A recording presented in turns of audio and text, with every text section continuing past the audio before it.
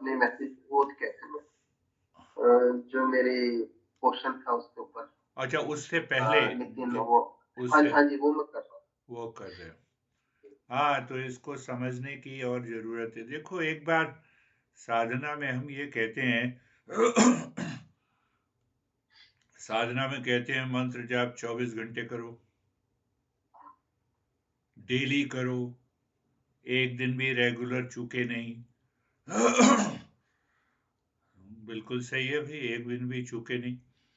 पर आखिर क्यों? फोन तुम खरीद के लाते हो, फोन में तुमने मैनुअल पढ़ा, मैनुअल पढ़ने के बाद कैसे स्टार्ट करना है, कैसे ये ऐप खोलना है, काम शुरू हो गया, उसके बाद पढ़ने की जरूरत नहीं है।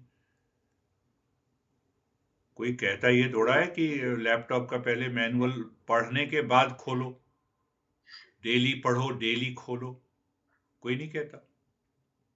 तो फिर ये साधना में हम ये क्यों कहते हैं कि भाई देखो, ये तुम्हारी बुद्धि के अंदर जाएगा तो फिर छोड़ोगे नहीं। तो फिर हम ये क्यों कहते हैं कि भाई जाप करो। कितने जाप कर लिए? 20 लाख कर लिए मंत्र का जाप। तो और भी करना है, हाँ और भी करना है।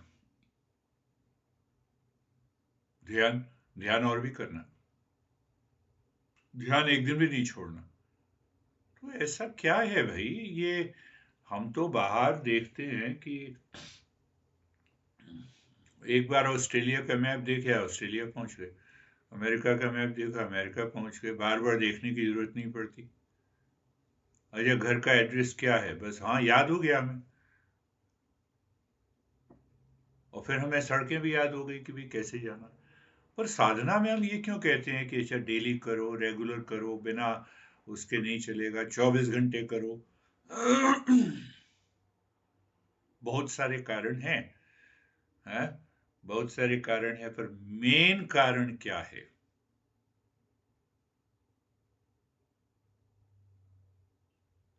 मेन कारण ये है कि जब हम सुबह जागृत अवस्था में आते हैं, जब हम जागते हैं, जब जगना हो जाता है, तब हमें संसार ही दिखाई देता है। ना तो भगवान दिखाई देते हैं, या भगवान नहीं कहो तो हमें रियल सेल्फ दिखाई नहीं देता। तो क्योंकि रियल सेल्फ दिखाई नहीं देता, अनुभव में नहीं आता, और उसको अनुभव में लाने के लिए हमें साधना करनी है 24 घंटे। जगना जब होता है तो पत्नी को देखते हो ना, पत्नी को देखा, बच्चे को देखा, लैपटॉप देखा, ये सब तो रियल सेल्फ है नहीं। है नहीं। तो मन जैसे ही जागेगा तो वो संसार में फिर पहुंच गया। एक बात हो गई। अब दूसरी बात ये देखना है कि जो दिखाई देता है वो सत्य नहीं है, और जो सत्य है वो सच्चिदानंद है, उसको ही पाना है। तो हमारे पास केवल एक ही युक्ति है कि उसका नाम स्मरण। जैसे गुरु ग्रंथ साहब में सारी की सारी साधना वो कहते हैं नाम सिमरन। हम भी यही कहते हैं कि मंत्र की साधना करो, हाँ? स्मरण, स्मरण करो, कीर्तन करो, भजन करो, स्तुति गाओ। या देवी सर्वभूतेषु विष्णुमायेति शब्द था।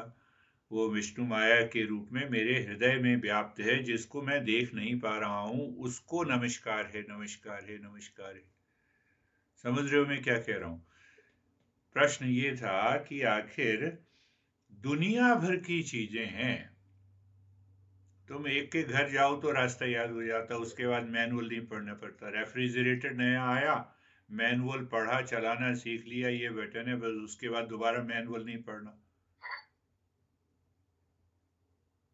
और हमारे गुरु तो ये कहते हैं मैनुअल डेली पढ़ो।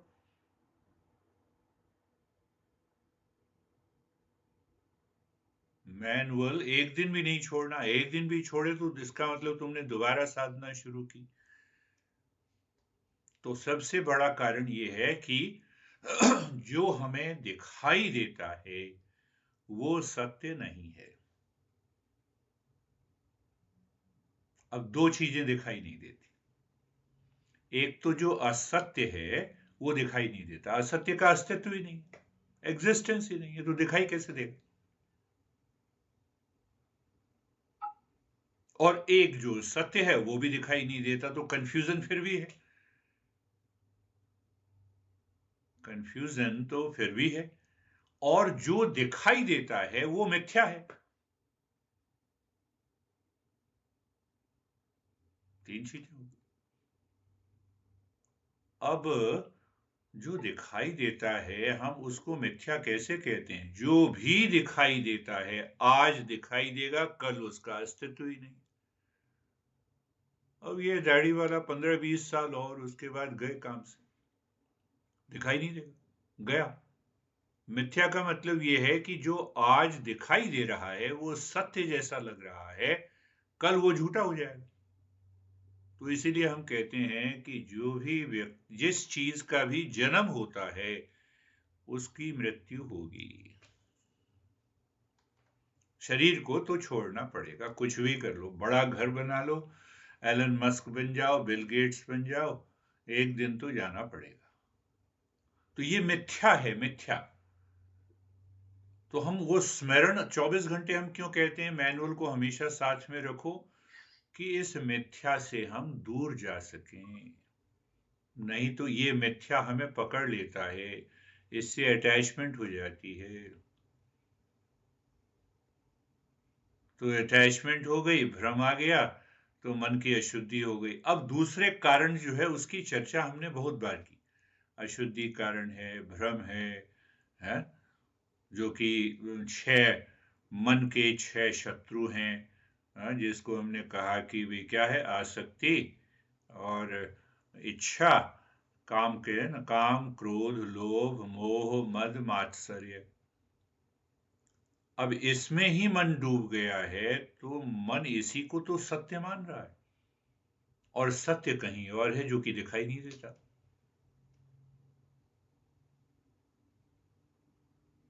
तो क्योंकि वो दिखाई नहीं देता, मन जिसको भूल जाता है, तो इसीलिए निरंतर स्मरण करना, याद रखना है।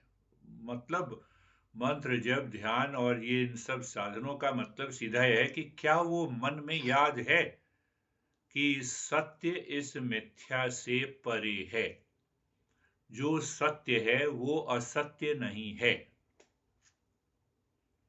दो चीजें हो गई ना। तो सत्य और असत्य दोनों दिखाई नहीं देते। किसको दिखाई नहीं देते? इंद्रियों को और मन को दिखाई नहीं देते। तो लोग फिर ये कहते हैं कि भगवान दिखाई देते हैं, भगवान के दर्शन, वो अंदर होते हैं, बाहर कोई भगवान के दर्शन नहीं होते। वो सब मन का फेर, मेंटल इमेजिनेशन है। सच्चिदानंद हम कहते हैं ना, सच्चिदानंद भगवान की जय। तो उसका क्या मतलब है? सत का मतलब सत्य है, चित्त चेतना है, और आनंद का मतलब आनंद है। तो सच्चिदानंद का क्या रूप है? कोई रूप नहीं।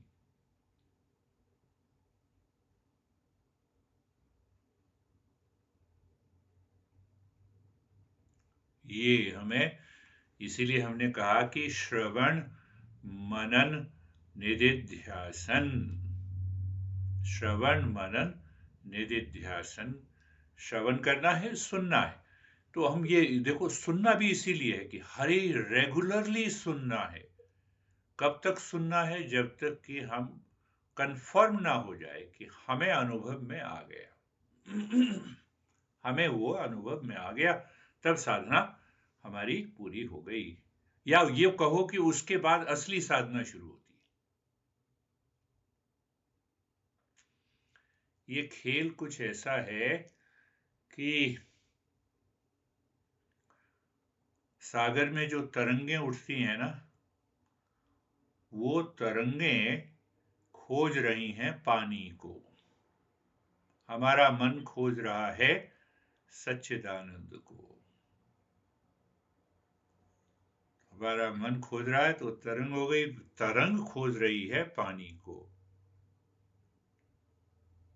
तो भाई तरंग ही तो पानी है, यही तो बात हमें पता नहीं लगती। सवाल तो यही है, इसीलिए तो निरंतर साधना करनी है। वहां तो हमें पता लग गया, वहां हमें समझ आ गया कि तरंग ही तो पानी है। तो हमारे मन के अंदर जो तरंग उठी कि मुझे सच्चिदानंद को पाना है।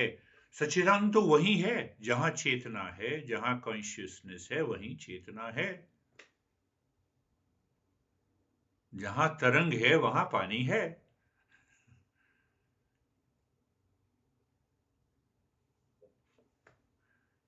बार बार इसको इतना सुनना है कि ये घुस जाए। अच्छा तरंग पानी है, चलो ये भी बात हो गई। अच्छा तरंग ढूंढ रही है पानी को, तो हमारा मन के अंदर जो चेतना है, जिसके अंदर ये इच्छा जागृत हुई कि मुझे सच्चिदानंद को ढूंढना है, वो ढूंढने में लग गया, तो नाम जप कर रहा है, अब ध्यान कर रहा है। तो इसीलिए हम कहते हैं कि ध्यान में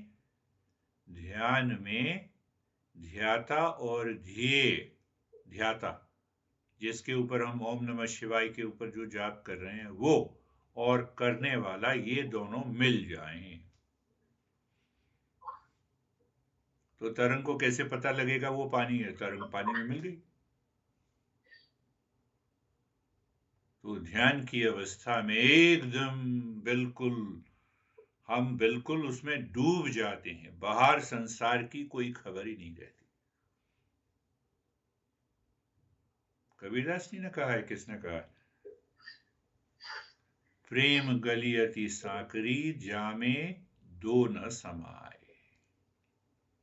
तो वो जो दो कौन है? एक तो तरंग है, तो तरंग मिट गई तो हमें पता लग गया, तरंग को पता लग गया कि पानी ही पानी। ध्यान की अवस्था में हमारा मन पूरी तरह से मिल गया, मर्ज हो गया, खत्म हो गया, हमें पता लग गया सच्चिदानंद है।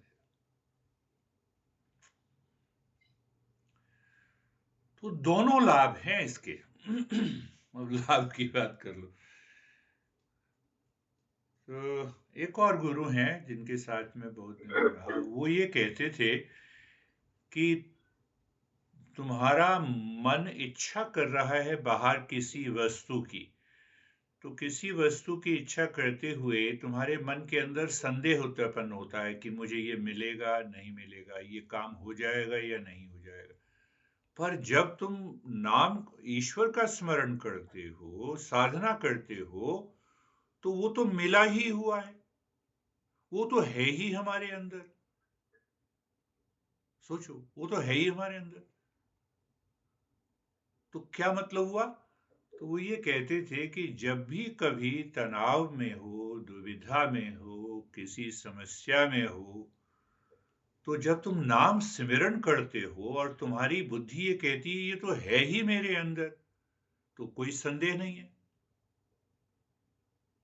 तो इसीलिए हम कहते हैं कि कभी भी कोई समस्या हो मन के अंदर, मन की अशुद्धियां हमारे ऊपर अटैक करें, हम नाम सिमरण एकदम अपने मन के अंदर शुरू कर दें कि तू तो है ही मिला हुआ, ये कह के, ये समझ के कि तू मिला ही हुआ है, चलो तुम्हारा पहले स्मरण कर दे।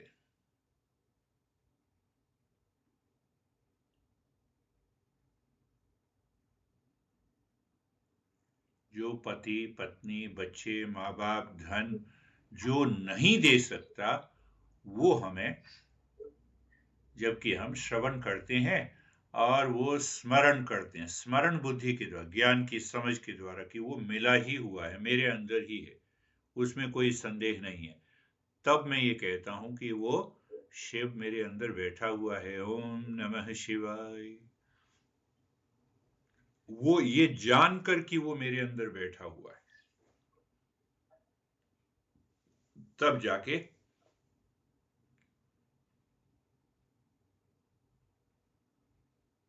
अब इसकी इसकी अलग अलग चरण हैं। तो अगर हम शुरुआत से समझें इसको, तो इसीलिए हर एक गुरु ये कहता है, शास्त्र ये कहते हैं कि हमें साधक बनना है, एक व्यक्ति से साधक बनना है। तो अब हमें ये समझ आ गई, एक व्यक्ति ने सुना, क्या सुना कि अच्छा इसका तो स्मरण करना, इसीलिए तो हम स्मरण करते हैं क्योंकि ये जो भी संसार में हम देख रहे हैं वो मिथ्या है, और जो असत्य है और सत्य वो दोनों दिखाई नहीं देते। तो असत्य क्यों नहीं दिखाई देता? उसका अस्तित्व ही नहीं है। तो सत्य क्यों नहीं दिखाई देता? क्योंकि ये इंद्रियां, ये मन, ये बुद्धि, ये अहंकार बड़े छोटे हैं। कमरे में जाओ, अंधेरापन है, क्या आंख कुछ देख पाती है? नहीं देख पाती, उसकी लिमिटेशन है, लिमिटेशन। कान क्या सुनते हैं? हाँ, कान तो सुन पाते हैं। तो क्या मतलब हुआ कि आंख से देखने के लिए माध्यम चाहिए, लाइट चाहिए, प्रकाश चाहिए। वस्तुएं अभी भी उस कमरे में पड़ी हुई हैं।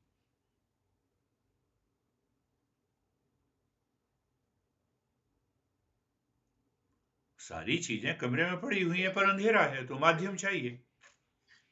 उसी प्रकार उस सच्चिदानंद को, अपने स्व को, अपने रियल सेल्फ को, अपने रियल नेचर को जानने के लिए माध्यम चाहिए, जैसे आंख के लिए लाइट चाहिए। उसी प्रकार, हाँ, उसी प्रकार एक माध्यम चाहिए। वो माध्यम कौन सा है? ज्ञान है, समझ है। इसीलिए हम निरंतर रूप से हमें श्रवण करना ही चाहिए। तो जब हम श्रवण कर, तो इसका मतलब क्या है कि मुझे योग्यता बनानी है, मुझे एक व्यक्ति से साधक बनना है। अब साधक कैसे बने? इसको बार बार सुनना, अपने प्लेन में भी सुनना। तो बार बार साधक कैसे बनना है? मैं व्यक्ति हूं, मैंने एक भी सिद्धांत को शास्त्रों से नहीं पढ़ा, ना समझा, तो मेरे लिए तो ये संसार ही सत्य है। मैं कभी जान ही नहीं पाऊंगा कि ये जो मेरा अहंकार है यही सत्य है। हाँ, मैं अहंकारी हूं, यही सत्य है। तो व्यक्ति से साधक बनने की क्या, कैसे हम समझ सारी समझ का खेल है। ये नहीं कि टीका लगा लिया, गेरुए कपड़े पहन लिए, आसन में बैठ के लोगों को दिखा लिया, उससे कोई साधक नहीं बनता। कृष्ण भगवान तो ये कहते हैं, कृष्ण तो ये साफ साफ कह देते हैं कि तुम्हारे अंदर ये सारी योग्यताएं हैं, तो तुम गृहस्थ में भी रहकर मुनि हो, संत हो, सन्यासी हो। तो आंतरिक योग्यता चाहिए। क्या योग्यता चाहिए? साधक। तो व्यक्ति से साधक बनने की पहली प्रक्रिया है कि मैं ये तो समझ लूं कि सत्य क्या है, मिथ्या क्या है, असत्य क्या है। तो जब मैं इन तीनों को अलग अलग करके देखता हूं, तो ये कौन सी योग्यता हुई? बुद्धि के अंदर विवेक की योग्यता। तो विवेक का होना बड़ा जरूरी है। तो एक तो विवेक का होना जरूरी है, और एक ये जानना जरूरी है कि सत्य, असत्य और मिथ्या क्या है।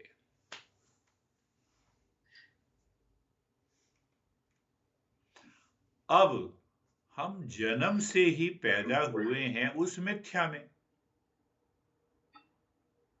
तो इसीलिए आसक्ति हो गई है, राग और द्वेष आ गया है। तो दूसरी योग्यता साधक होने की है वैराग्य की। तो वैराग्य ये नहीं समझो कि साधु लोग ही वैरागी होते हैं, हम भी वैरागी होते हैं। शादी होने के बाद कहीं दूसरी जगह थोड़ा जाते हो, तो वो भी वैरागी का है भाव। वैराग्य है, दूसरी स्त्रियों के प्रति वैराग्य, दूसरी लड़कियों के प्रति वैराग्य है, तो वो भी तो है। हाँ, शास्त्र में इसलिए कहते हैं ना, एक नारी सदा ब्रह्मचारी। सन्यासियों के लिए स्वाभाविक है कि वो पत्नी भी नहीं रख सकते। तो वैराग्य, तो एक तो विवेक की योग्यता होनी चाहिए कि हम सत्य को, असत्य और मिथ्या से हम अलग अलग देख सकें। कब? 24 घंटे।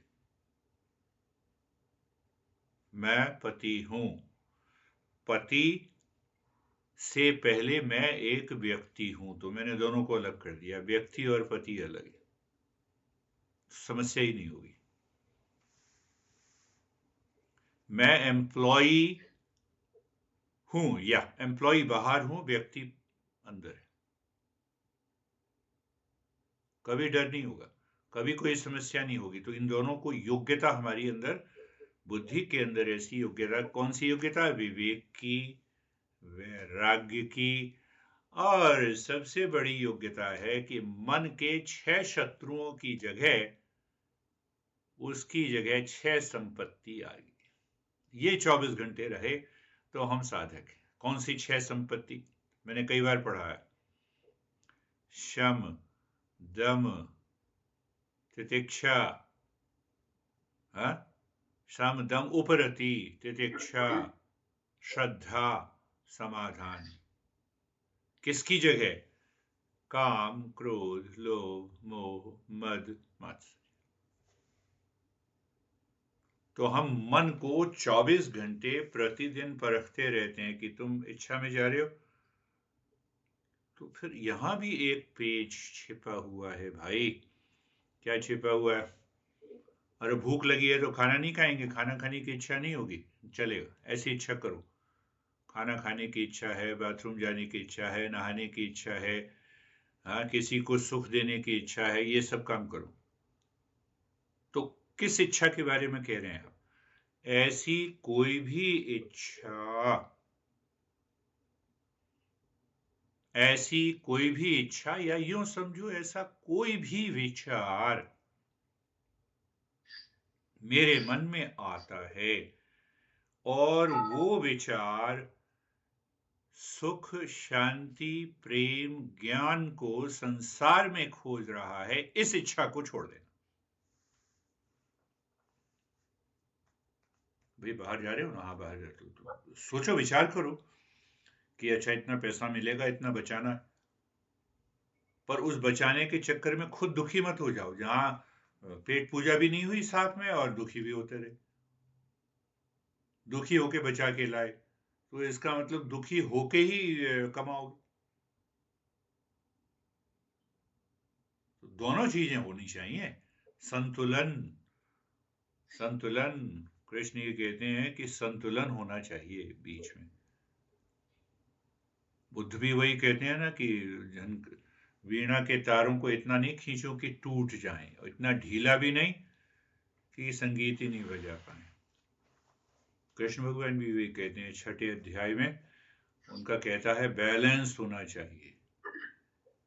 जो कि ये जिद लगा के सो जाता है, वो जिद लगा के बैठ जाता है कि मैं सोऊंगा ही नहीं, 24 घंटे ध्यान करूंगा, वो भी असफल होगा। जो ध्यान करता ही नहीं है वो भी असफल होगा। तो पहली प्रक्रिया हमने ये समझी कि व्यक्ति से साधक होना हमारे अंदर बुद्धि और मन की योग्यता है, उसको हमेशा स्मरण रखना। पहले हमने शुरुआत कहाँ से की थी कि भाई हम क्यों कहते हैं हमारे मंत्र जाप करो, ध्यान डेली करो, एक दिन भी नहीं छोड़ो, डेली सुनो।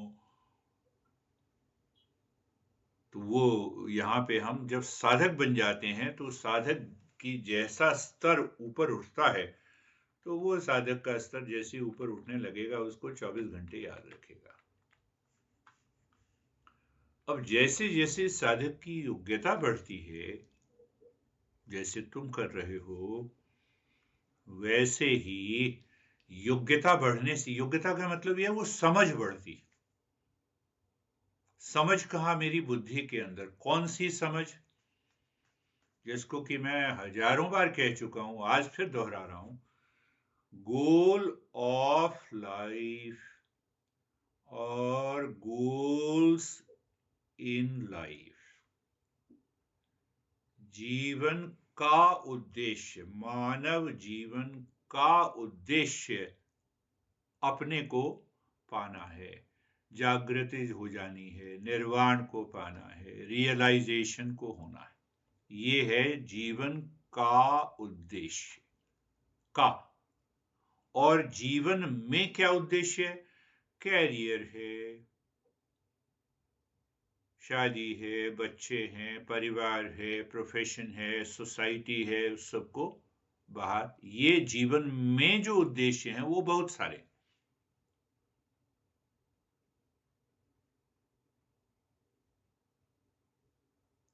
एक बात बीच में आ जाती है, जीवन का उद्देश्य क्या है? प्रेम, ज्ञान, शांति, सच्चिदानंद को पाना है। ये बैकग्राउंड में रहती है।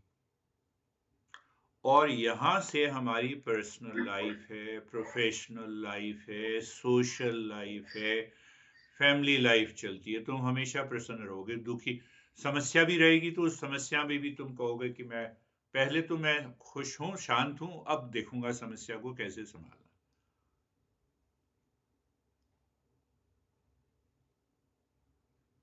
अंदर शांति है। इसका मतलब क्या है कि बाहर संसार की किसी घटना, व्यक्ति, वस्तु, स्थान, समस्या से मेरा मन प्रभावित नहीं हो रहा। मेरा मन तो वैसे ही उस किससे प्रभावित है? हमारे अंदर में जो बैठा हुआ है उससे प्रभावित है। एक ऑप्शन ये है, जब मैं साधक उस लेवल का नहीं हूं, तब अहंकार मेरी सारे बाहर की समस्याओं का समाधान करता, और अहंकार जब जब समाधान करेगा तब तक दुखी रहेगा, उसके अंदर भय भी रहेगा, द्वंद्व भी रहेगा, एग्जॉशन भी रहेगा, वो दुखी रहेगा। तो क्या हुआ? जीवन का उद्देश्य, ये हमारी साधना का लक्ष्य है। तो जीवन का जब ये उद्देश्य हमारा पूरा हो रहा है, इसका प्रभाव हमारे personal life, professional life, social life, family life पर पड़ेगा। पर जो साधक नहीं है तो उसको इसका पता ही नहीं है। उसके बीच में आ गया अहंकार, ईगो, जिसको आई थॉट कहते हैं। ये अहंकार हमारा जीवन जी रहा है, personal life, professional life, social life जी रहा है, तो फिर किसी न किसी प्रकार का दुख रहेगा। ये बात अगर हमने समझ ली अच्छी तरह से, तो और सबसे पहली वाली बात हमने समझ ली वो इसीलिए क्योंकि अहंकार बीच में ना आ जाए, वही अशुद्धि का कारण है, वही मेरे तनाव का कारण है। तो इसीलिए निरंतर साधना करते रहनी है। साधना अंदर चलती रहे, बाहर हम अपना काम करते हैं। तो इसीलिए श्रवण हो गया, मनन हो गया, श्रवण, मनन, निधिध्यासन, और ये समाधि की तरफ हम पहुंच सकते हैं। समाधि के अंदर पहुंचने का मतलब मैंने ये बताया कि तरंग को पता लग गया कि पानी हूं, तो वो तरंग जो है गहरे ध्यान की अवस्था में पहुंच गई। गहरे ध्यान की अवस्था में पहुंच गई तो वो तरंग पानी में ही मिल गई। पानी है ही तो पानी में मिल गई, पता ही लग गया। प्रेम गली अति साकरी, जामे दो न समाए, जिसमें दो है ही नहीं। तो इसका मतलब कि साधक को उस उच्चतम स्तर के ध्यान की अवस्था में जाना है जिसमें कि साधक खुद खो जाए।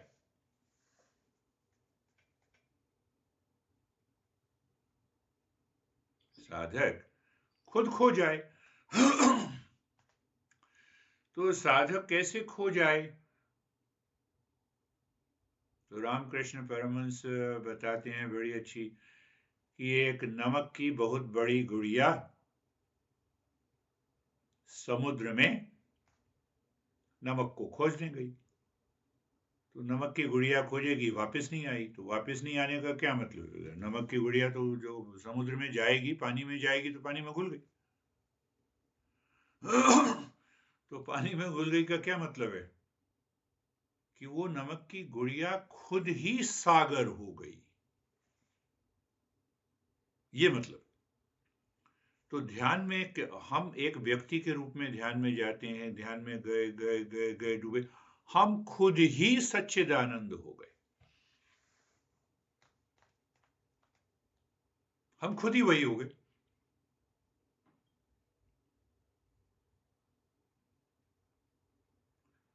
हनुमान जी कहते हैं कि जब मैं ध्यानस्थ होता हूं पूरी तरह से, तो हे श्री राम, मैं आप हूं और आप ही मैं हूं।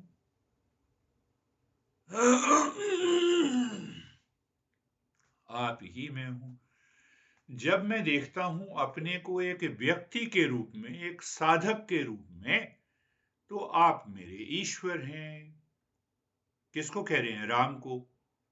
तो पहले क्या कहा उन्होंने कि आप मैं हूं, मैं आप हूं। तो क्या मतलब? दोनों में कोई अंतर नहीं। ये ध्यान की उच्चतम अवस्था है। तो ध्यान की दूसरी अवस्था क्या है? कि मैंने जैसे ही अपने को जाना कि मैं व्यक्ति हूं, मैं तरंग हूं, तो आप सागर हैं। मैं व्यक्ति हूं तो आप ईश्वर हैं।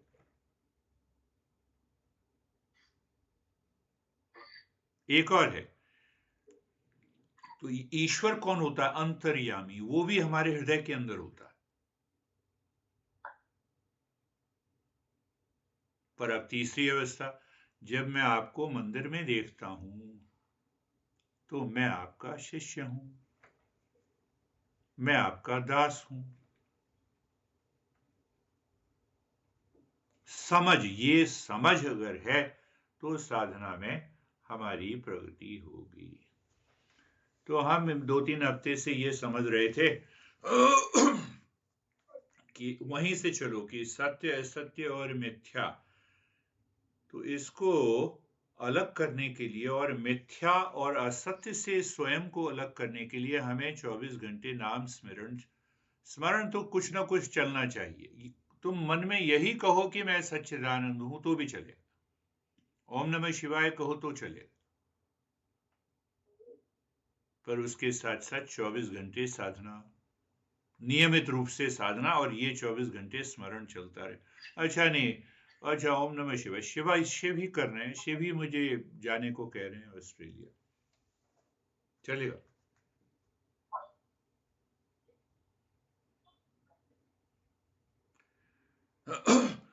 तो इसी चीज में हमने 2-3 हफ्ते पहले हमने ये देखा कि जो 6 प्रकार के साधन हैं जिनसे मन की शुद्धि होगी, उनको प्रत्यक्ष या अप्रत्यक्ष रूप में हमें अपनाना होगा, जिससे कि मन की शुद्धि एक तरफ ये होती रहे, एक तरफ हम ध्यान करते रहें और हमारी साधना में प्रगति होती रहे। तो हमने क्या दिया? यज्ञ का हमने स्वरूप समझा। तो यज्ञ का मानसिक रूप हमने समझा। यज्ञ बाहर नहीं करना है। यज्ञ का सीधा सा मतलब है कंट्रीब्यूट और ग्रेटफुल। दो चीजें हमने बताई थी। तो इसके कारण मन की अशुद्धि होगी यज्ञ से। यज्ञ वो बाहर वाला यज्ञ नहीं, बाहर वाले यज्ञ ठीक है, वो कभी कभार हमने कर लिया, ठीक है, पर अब हम साधक हो गए हैं। साधक होने के बाद मन में ही हमें यज्ञ करना। तो इसमें यज्ञ हो गया, दान हो गया, तप हो गया, जप हो गया, जप हो गया, और तीर्थ जैसे मैंने उसकी चर्चा की थी कि हाँ गुरुदेव के आश्रम में हुआ है, वो भी ठीक है, पर भाव साथ में हो। बुद्धि के अंदर अगर वो भाव बना हुआ है उस यात्रा में, तो उसका लाभ होगा। नहीं तो हम दिखाने के लिए जा रहे हैं। अच्छा मैं भी आया, ये सोचो।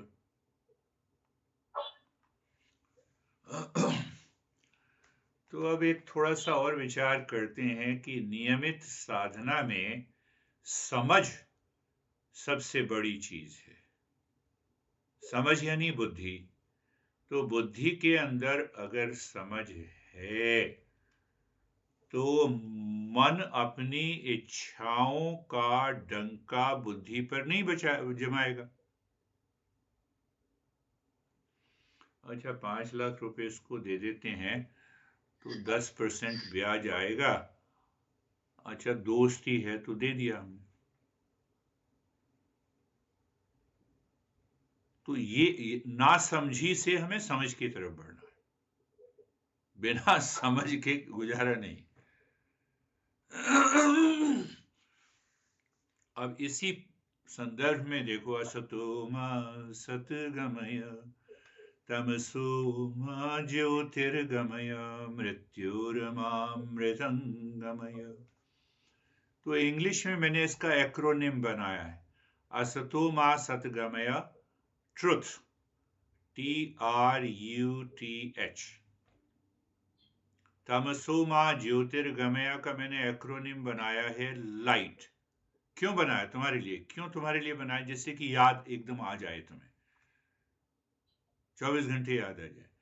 और मृत्युर्मामृतंगमय, उसका मैंने बनाया है इटर्नल।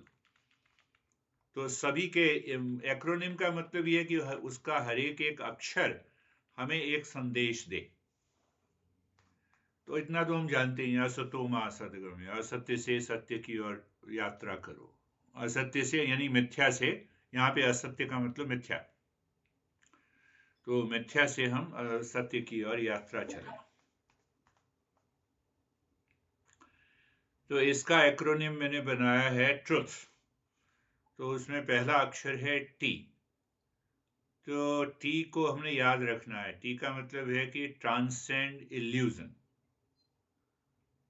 क्या मतलब हुआ कि हम जो भी भ्रम हमारे मन के अंदर किसी भी समय आ जाए, तो उस भ्रम के पार चले जाएं, उस भ्रम को हम ज्यादा महत्व ना दें।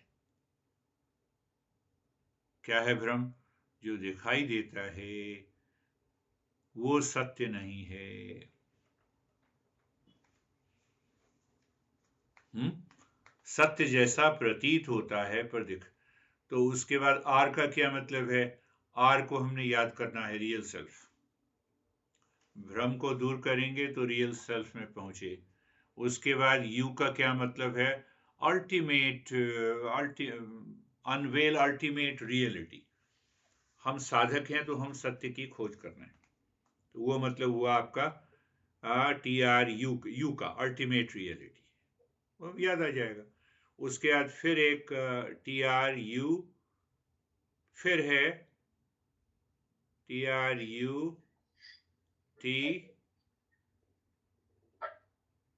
TRUT आ गया। तो अब टी आ गया, तो उसका दूसरे टी का क्या मतलब है कि अब हम ये देखें कि कोई भी व्यक्ति, वस्तु, स्थान को हम गहराई से देखें। परसेप्शन, यहाँ पे मतलब है कि हम अपनी अपनी अपने क्या है, अपनी दृष्टि को हम बदल दें। वही फिर उदाहरण, 5 लाख रुपए हैं, ऐसी जगह लगाओ जहां पे वो वापस ना आए। तो ये ना समझी हो गई। समझी, कम ही मिल रहा है वहां पे लगाओ। शास्त्रों में ये ऐसा नहीं है कि अगर हम गृहस्थ हैं तो बिना बिना कमाए कैसे खाएंगे। तो वहां पे परसेप्शन का बदलाव है। और उसके बाद एच जो शब्द है, होलिस्टिक अंडरस्टैंडिंग। फिर वही बात आ गई कि सत्य, असत्य और मिथ्या की समझ 24 घंटे हमारे मन के अंदर रहनी चाहिए। तुम ऑफिस में बैठे हो, बॉस ने कुछ कह दिया, अब तुम परेशान हो गए, तो तुम्हें समझ ही नहीं है सत्य, असत्य और मिथ्या की। और तुम्हें समझ है, उन्होंने कुछ कहा, उससे पहले कहा जी अभी आप ले लीजिए, 1 घंटे के अंदर मैं करके देता हूं। आपकी बात सही है, बिल्कुल, बिना किसी परेशानी के हमने दे दिया। समझ की बात है ना, उस ना समझी से मैं दुखी हो गया, और वो समझ थी तो मैंने तुरंत उसके ऊपर उस समझ के साथ मैंने वो कार्य कर दिया। तमसो मा ज्योतिर्गमय। तो उसका एक्रोनिम मैंने बनाया है लाइट, LIGHT। तो एल का क्या मतलब है? Learn wisdom. Learn wisdom, eastern wisdom, जो हमारी परंपरा है, ज्ञान को प्राप्त करें। तमसो मा ज्योतिर्गमय, उसका मैंने बनाया है, अज्ञान से ज्ञान की ओर चले। तो डेफिनेटली ये लर्निंग हो गई। आई का क्या मतलब होता है? कि हमें बार बार ये पहचानना है, मैं दुखी हूं तो अविद्या है, इग्नोरेंस है, अज्ञान है। मैं दुखी हूं, इतना याद आ जाए, इतना याद आ जाए तुम्हें, मन एकदम खाली हो जाएगा। इतना ही याद नहीं आता।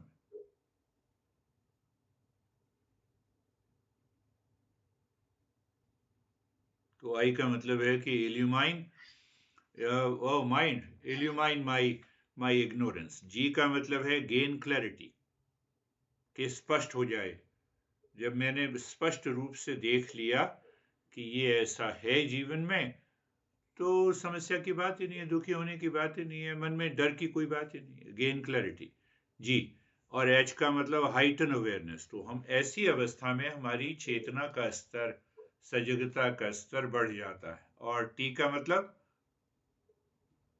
हम ज्ञान की तरफ आगे बढ़ते रहें, ट्रैवर्स, ज्ञान की तरफ हम आगे बढ़ते रहेंगे, traverse towards the ultimate knowledge.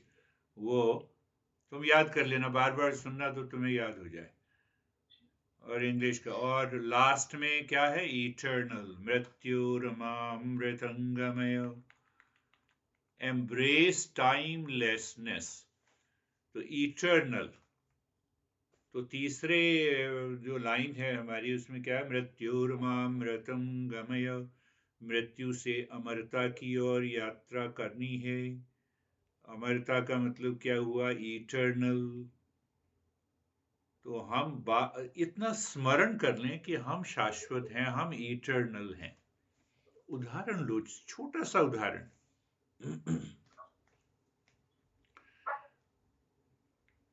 पड़ोसी का घर जो है वो मेरा घर नहीं है ना। अब वो घर टूट के गिर जाए, दोबारा बन जाए, बहुत बड़ा हो, बड़ा छोटा हो, मुझे क्या लेना देना।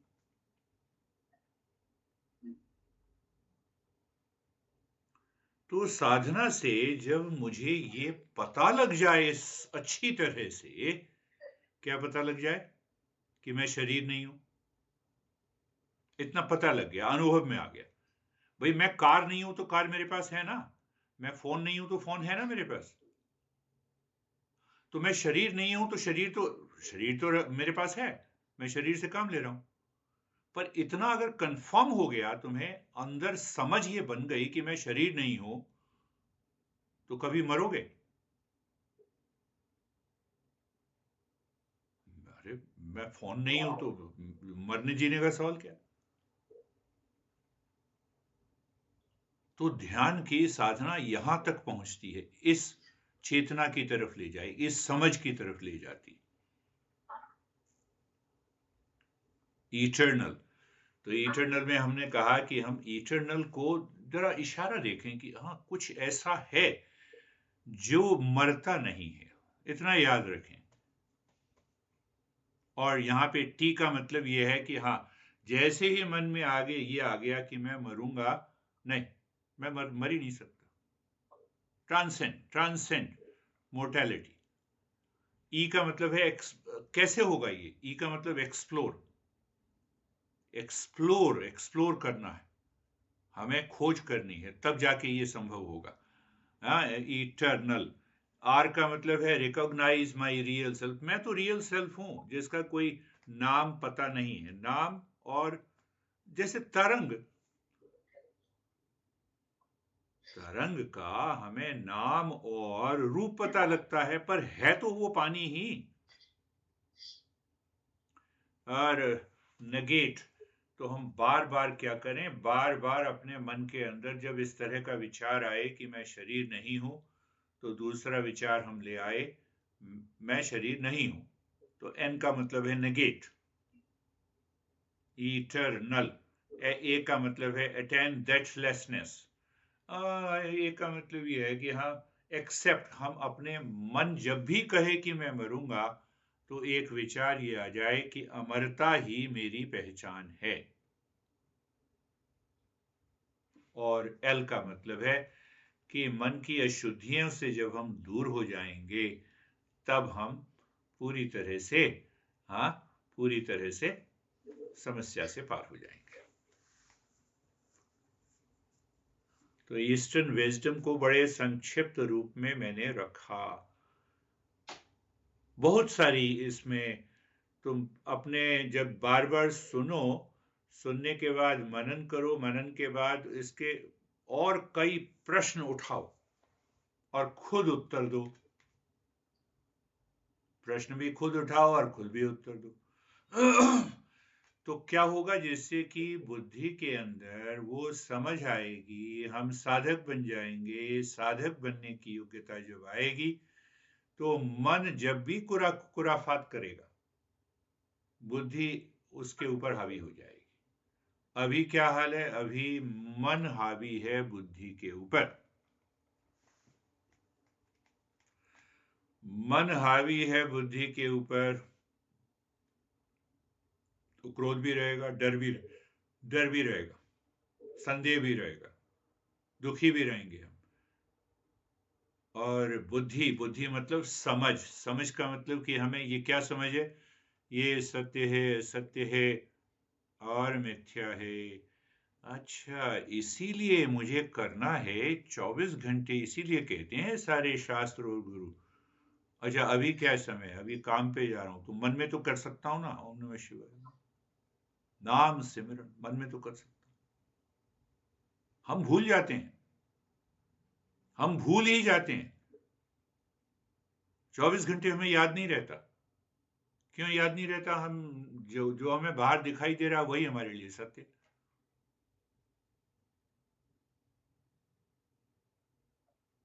सोचो, सोचो।